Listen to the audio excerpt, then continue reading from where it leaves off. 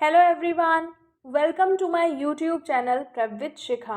आज की वीडियो में हम अपना गवर्नमेंट बजट का नेक्स्ट पार्ट कंप्लीट करेंगे, जिसमें हमने बजट एक्सपेंडिचर से पढ़ना स्टार्ट करना है। इससे पहले हमने पढ़ा था बजट रिसिप्ट। अगर आपने वो पहले वाली वीडियो नहीं देखी है तो प्लीज़ आप मेरे चैनल पे जाके वो लास्ट वाली वीडियो देख लीजिए, लास्ट वाला पार्ट, और फिर आप ये वाला पार्ट देखिए, आपको ज़्यादा अच्छे से समझ में आएगा।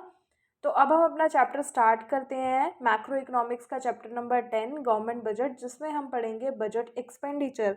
अगर आप मेरे चैनल पे नए हैं तो प्लीज़ चैनल को सब्सक्राइब कीजिए और बेल आइकन को प्रेस कीजिए, ताकि मेरी वीडियोस की सारी नोटिफिकेशन आपके पास जल्दी से जल्दी पहुंच जाए। तो अब स्टार्ट करते हैं budget expenditure.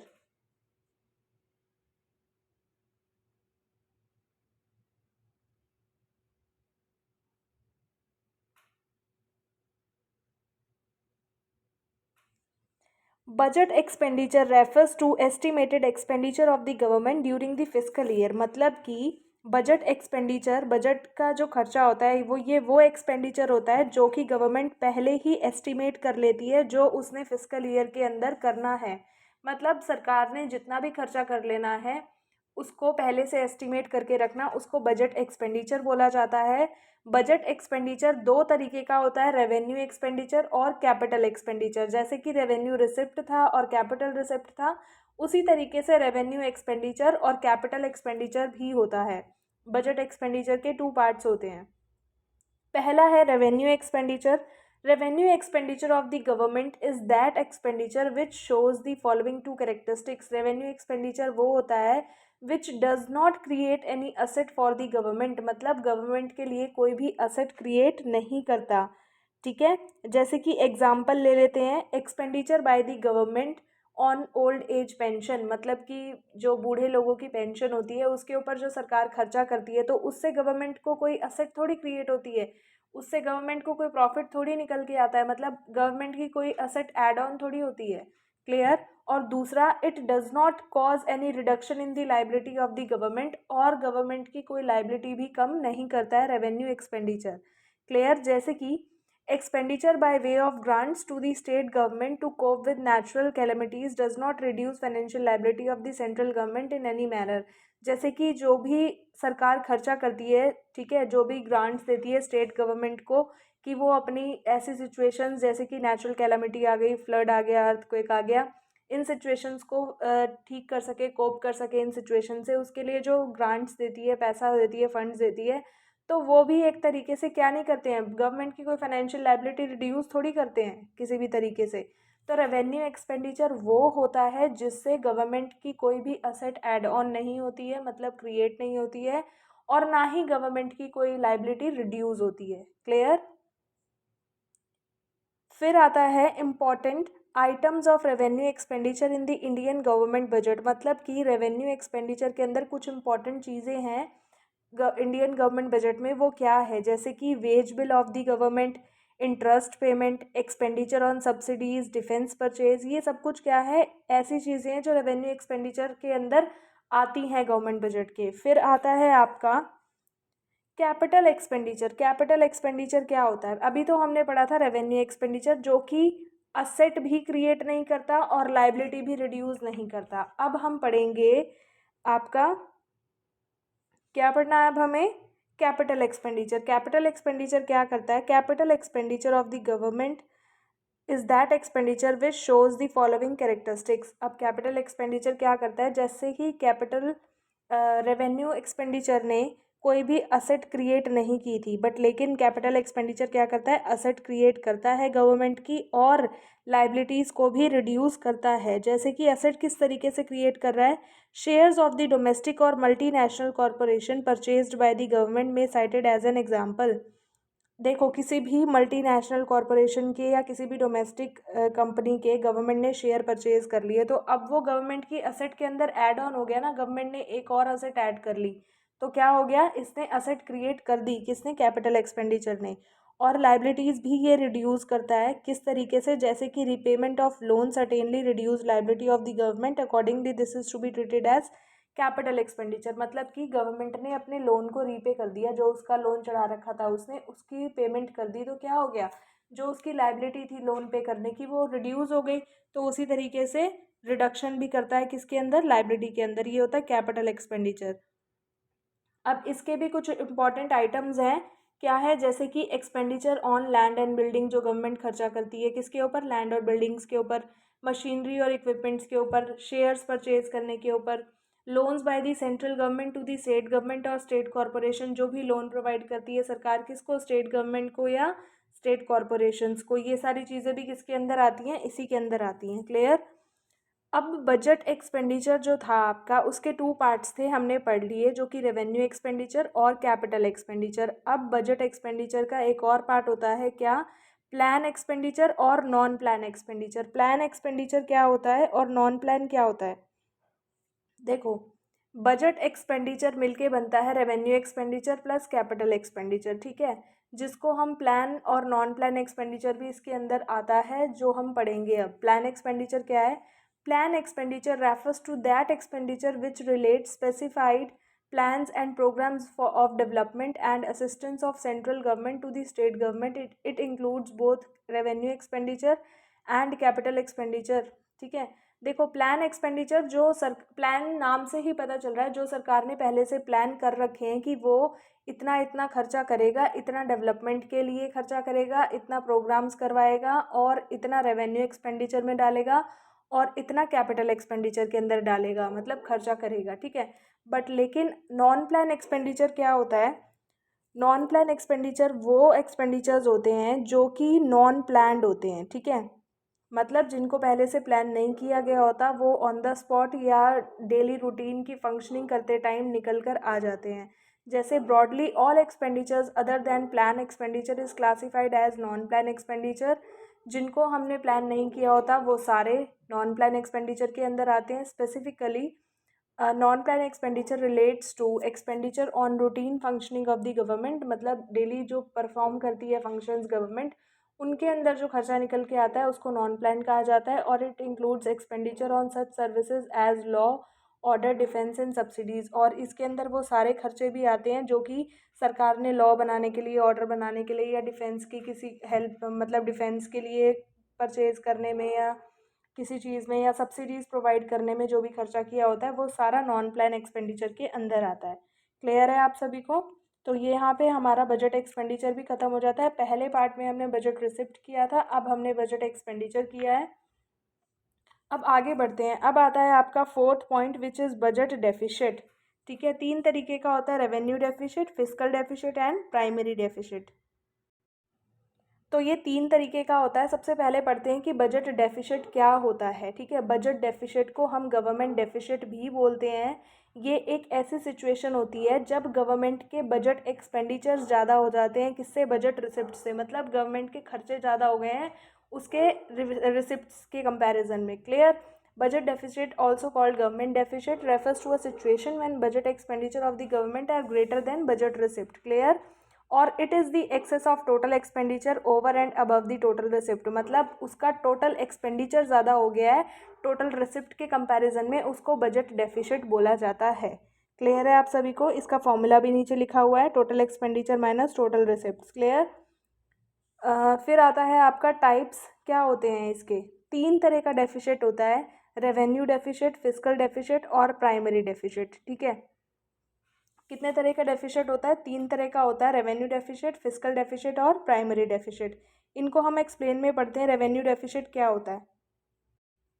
Revenue deficit is the excess of revenue expenditure over revenue receipt. Revenue deficit क्या होता है, जब रेवेन्यू एक्सपेंडिचर ज़्यादा हो जाता है रेवेन्यू रिसिप्ट से, उसको बोला जाता है रेवेन्यू डेफिसिट। इसके अंदर कैपिटल एक्सपेंडिचर या कैपिटल रिसिप्ट की बात नहीं हो रही है, ध्यान रखना।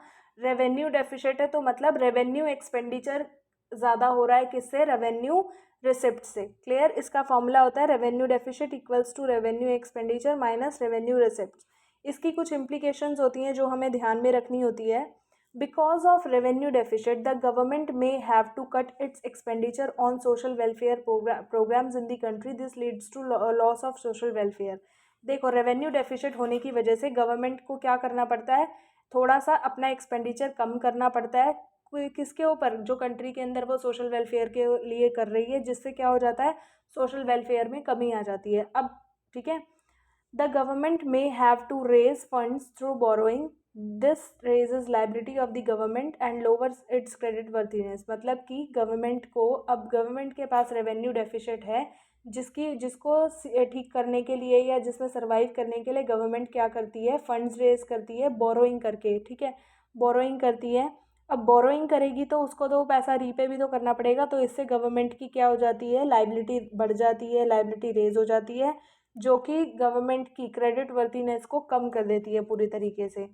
द गवर्नमेंट में be compelled for disinvestment, government को कंपेल किया जाता है कि वो डिसइन्वेस्टमेंट करे, अपनी ओनरशिप को सेल कर दे, किसको, प्राइवेट सेक्टर को। The ownership of private public enterprises may be lost to foreign companies, और जो भी उसकी पब्लिक एंटरप्राइजेज होती हैं गवर्नमेंट की, वो उनकी ओनरशिप किसको चली जाती है, कई बार फॉरेन कंपनीज को देनी पड़ती है, जिससे कि फॉरेन कंपनीज का, फॉरेन कंट्री का, फॉरेनर्स का हमारी डोमेस्टिक इकोनॉमी के ऊपर कंट्रोल बढ़ जाता है। क्लियर।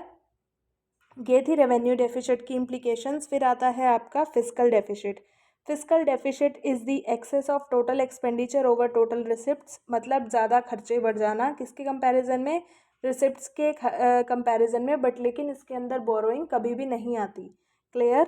बोरोइंग को इसके अंदर इंक्लूड नहीं किया जाता, ये बात ध्यान रखना। इसका फॉर्मूला है फिस्कल डेफिसिट का, total expenditure minus total receipts other than borrowings, ठीक है। अब फिस्कल डेफिसिट्स की भी कुछ इम्प्लीकेशंस होती हैं, कुछ कमियां होती हैं। इन्फ्लेशनरी स्पायरल सबसे पहला है, ठीक है। इन्फ्लेशनरी स्पायरल क्या है, बेसिकली जब आरबीआई से बोरोइंग करती है हमारी गवर्नमेंट, तो उसको बोला जाता है inflationary spiral in the economy, ठीक है। मतलब कि बेसिकली वो किससे लिंक होता है, इन्फ्लेशनरी स्पायरल से। इन्फ्लेशनरी मतलब महंगाई, इन्फ्लेशनरी स्पायरल से लिंक्ड होता है। कैसे, जब आरबीआई से बोरोइंग करते हैं सरकार, तो क्या हो जाता है, इंक्रीज हो जाता है मनी सप्लाई, हमारी इकोनॉमी के अंदर मनी सप्लाई इंक्रीज हो गया। मनी सप्लाई इंक्रीज हो रहा है मतलब हमारे लोगों के पास ज़्यादा पैसा आ रहा है। जितना ज़्यादा पैसा आएगा उतना ज़्यादा प्राइजेस बढ़ेंगे गुड्स के, और जितना ज़्यादा प्राइजेस बढ़ेंगे उतना ज़्यादा इन्फ्लेशन होगी, इन्फ्लेशन स्पायरल होगी, इन्फ्लेशन फैलेगी सारी जगह, ठीक है। तो इसलिए ये बोला गया inflationary spiral. Borrowing from RBI is often linked to inflationary spiral in the economy. This is how it happens. Borrowing from RBI increases money supply in the economy, जो मैंने आपको बोला, increase in money supply leads to increase in general price level. जितना ज़्यादा money supply होगा, मतलब जितना ज़्यादा लोगों के पास पैसा होगा, उतना ज़्यादा प्राइस लेवल बढ़ेगा चीज़ों का।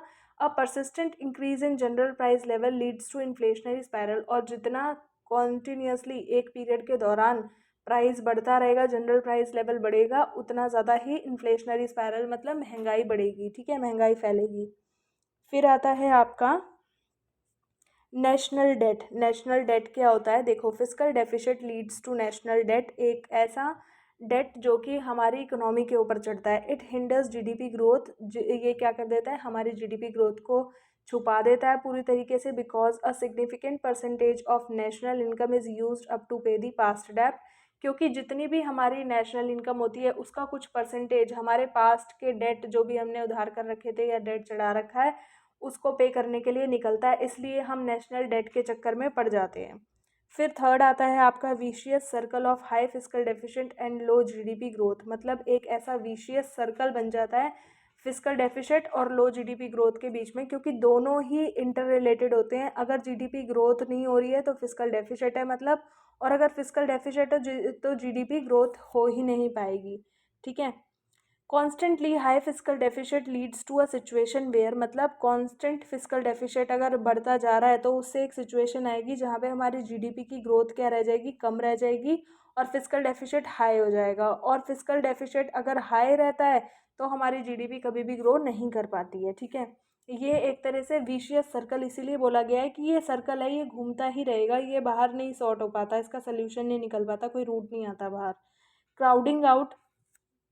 क्राउडिंग आउट क्या है, मतलब ये क्राउडिंग आउट क्या है बेटा, देखो, this is a situation when high borrowings bye the government reduce the availability of funds for the private investor. जब गवर्नमेंट ज़्यादा से ज़्यादा बोरोइंग कर लेती है तो लोगों के पास फंड्स की कमी हो जाती है, प्राइवेट इन्वेस्टर्स के पास, ठीक है, जिससे कि हमारी पूरी इकोनॉमी की इन्वेस्टमेंट क्या हो जाती है, रिड्यूस हो जाती है, उसको बोला जाता है क्राउडिंग आउट, ठीक है। जितना ज़्यादा फिस्कल डेफिसिट उतना ज़्यादा क्राउडिंग आउट इफेक्ट, और क्राउडिंग आउट इफेक्ट क्या है, मतलब गवर्नमेंट बोरोइंग तो कर रही है पर लेकिन गवर्नमेंट की बोरोइंग करने की वजह से जो प्राइवेट इन्वेस्टर्स हैं उनके पास बोरोइंग करने के लिए पैसा ही नहीं बच रहा, फंड्स ही नहीं अवेलेबल हो रहे। तो क्या हो रहा है, हमारी इकोनॉमी की ग्रोथ क्या हो रही है, हमारी इकोनॉमी क्या, इन्वेस्टमेंट क्या हो रही है उसके अंदर, रिड्यूस होती जा रही है, कम होती जा रही है। क्लियर है। फिर है erosion of government credibility, government की क्रेडिबिलिटी को बिल्कुल पूरी तरीके से इरोज कर देना, नष्ट कर देना, ये लगा लो आप, ख़त्म कर देना। कैसे? जितना ज़्यादा फिजिकल डेफिसिट होगा, ठीक है, उतना ज़्यादा गवर्नमेंट की क्रेडिबिलिटी डोमेस्टिक मार्केट में या मनी मार्केट में कम होती जाएगी। क्रेडिट रेटिंग क्या होती जाएगी, बिल्कुल कम होती जाएगी। और जितना ज़्यादा क्रेडिट रेटिंग कम होती है, ग्लोबल इन्वेस्टर्स क्या करते हैं, हमारी कंट्री के अंदर से अपनी इन्वेस्टमेंट विड्रॉ करने लग जाते हैं, हमारी इकोनॉमी के अंदर से, डोमेस्टिक इकोनॉमी में से अपनी इन्वेस्टमेंट विड्रॉ करने लग जाते हैं। क्यों? क्योंकि उन्हें पता है कि अगर ये इस लायक ही नहीं है तो फिर हम इनकी कंट्री के अंदर पैसा क्यों लगाएं, इनकी तो ग्रोथ होनी नहीं है आगे। तो जीडीपी इसकी वजह से क्या हो जाती है, रिड्यूस हो जाती है। ये था आपका इरोजन ऑफ गवर्नमेंट क्रेडिबिलिटी। ठीक है, अभी हमने पढ़ लिया रेवेन्यू डेफिसिट, फिजिकल डेफिसिट। अब हम पढ़ते हैं अपना प्राइमरी डेफिसिट। प्राइमरी डेफिसिट क्या होता है, देखो, primary deficit is the difference between physical deficit and interest payment. जो भी इंटरेस्ट पेमेंट होती है हमारी, उसके बीच का और फिजिकल डेफिसिट का डिफरेंस बताता है प्राइमरी डेफिसिट। क्लियर है। इसकी कुछ इम्प्लीकेशंस होती हैं। Implication of primary deficit are similar to those fiscal deficit. जो भी फिजिकल डेफिसिट की इम्प्लीकेशंस हैं वो सारी आपके प्राइमरी डेफिसिट की भी हैं। The only difference is that primary deficit does not carry the load of interest payment. पर लेकिन सिर्फ इतना सा अंतर है कि प्राइमरी डेफिसिट कभी भी इंटरेस्ट पेमेंट का बर्डन नहीं लेके चलता है, कि उसके पास्ट के कुछ लोन्स हैं जिनका उसको इंटरेस्ट पे करना है। ठीक है, बस प्राइमरी डेफिसिट ये इंडिकेट करता है कि उसकी बोरोइंग्स कितनी है, मतलब करंट ईयर में उसका खर्चा कितना ज़्यादा है और उसका रेवेन्यू कितना आया है, सिर्फ यही दिखाता है। कौन? Primary deficit. क्लियर है आपको। फिर आता है आपका fifth point, which is balanced and unbalanced budget. Balanced और अनबैलेंस्ड बजट क्या होता है? A balanced budget is that budget in which government receipts are equal to government expenditure. जब गवर्नमेंट की रिसिप्ट्स बराबर हो जाती हैं गवर्नमेंट के एक्सपेंडिचर, मतलब जितना खर्चा कर रही है उतनी ही रिसिप्ट मिल रही हैं, वो दोनों आपस में बराबर हैं, तो उसको बैलेंस्ड बजट कहा जाता है। ठीक है, उसकी कुछ मेरिट्स हैं और डीमेरिट्स हैं। मेरिट्स क्या है? The government does not indulge in wasteful expenditure. इसका मतलब हमारी सरकार कुछ वेस्टफुल खर्चे कर ही नहीं रही है। A balanced budget ensures financial stability. अगर बैलेंस्ड बजट है तो इसका मतलब हमारी कंट्री के अंदर स्टेबिलिटी है। ठीक है, हमारी कंट्री के अंदर फिजिकल डिसिप्लिन है, हम फिजिकल डेफिसिट में नहीं जा रहे हैं किसी भी, या डेफिसिट में नहीं जा रहे हैं। क्लियर। फिर डीमेरिट्स क्या है? Balance budget does not offer any solution to the problem of unemployment. But अगर हमारी इकोनॉमी बैलेंस्ड बजट में भी है ना, तब भी वो कभी भी अनएम्प्लॉयमेंट की प्रॉब्लम को सोल्यूशन देती ही नहीं है, particularly when unemployment is linked with the lack of aggregate demand. और जब हम अनएम्प्लॉयमेंट को एग्रीगेट डिमांड के साथ लिंक करते हैं, तो it happen in most European countries during 1930s। तो ये 1930s के टाइम पे जो भी मोस्ट यूरोपियन कंट्रीज़ के साथ हुआ था वही सिचुएशन आ जाती है। मतलब क्या था? During the general depression of 1930s, 1930s के टाइम पे जो जनरल डिप्रेशन था उस दौरान the policy of balance budget was severely criticised. उसको क्रिटिसाइज किया गया था, किसको? बैलेंस बजट की पॉलिसी को। It was then that the following shortcomings of a balance budget were highlighted. और उसी वजह से फिर जो भी उसके अंदर कमियाँ थी वो हाईलाइट हो पाई थी। क्लियर। क्लियर है ये आपको। Balance budget is not conducive to growth in less developed countries. Kick start of growth in these economies depends on the big push of investment expenditure by the government. This often leads to deficient budget. Basically अगर government investment के ऊपर kick start नहीं कर रही है या push नहीं कर रही है तो इन कंट्रीज़ का बजट बैलेंस नहीं हो पाता है। क्लियर है। दूसरा आता है आपका अनबैलेंस्ड बजट। एक ऐसा बजट जो कि सरप्लस भी होता है और डेफिशिट भी होता है, उसको अनबैलेंस्ड बोला जाता है। मतलब जिसके अंदर रिसिप्ट्स और एक्सपेंडिचर होते हैं गवर्नमेंट के, वो कभी भी इक्वल नहीं होते हैं। और ये दो सिचुएशन में होता है, जब हमारी कंट्री के अंदर सरप्लस बजट होता है या डेफिशिट बजट होता है। सरप्लस बजट एक ऐसी सिचुएशन है जहाँ पे गवर्नमेंट की रिसिप्ट्स तो ज़्यादा हैं बट लेकिन गवर्नमेंट खर्चे कम कर रही है। ठीक है। और फिर आता है आपका डेफिशिट बजट। डेफिशिट बजट कौन सा होता है? जब आपकी गवर्नमेंट के खर्चे ज़्यादा हैं और क्या है, रिसिप्ट्स कम है। किसके कंपैरिजन में? मतलब डेफिशिट बजट वो बजट होता है जिसमें गवर्नमेंट एक्सपेंडिचर तो करती है ज़्यादा बट लेकिन रिसिप्ट्स नहीं आती हैं, ठीक है। और सरप्लस बजट वो बजट होता है जब गवर्नमेंट की रिसिप्ट ज़्यादा होती हैं और गवर्नमेंट के खर्चे कम होते हैं। क्लियर? तो यहीं आपका चैप्टर ख़त्म होता है। अब हम मिलते हैं नेक्स्ट वीडियो में नेक्स्ट चैप्टर के साथ। Thank you so much. अगर आपको वीडियो अच्छी लगी है तो प्लीज़ चैनल को सब्सक्राइब करना और वीडियो को लाइक शेयर कमेंट ज़रूर करना। थैंक यू, बाय बाय, मिलते हैं नेक्स्ट वीडियो में।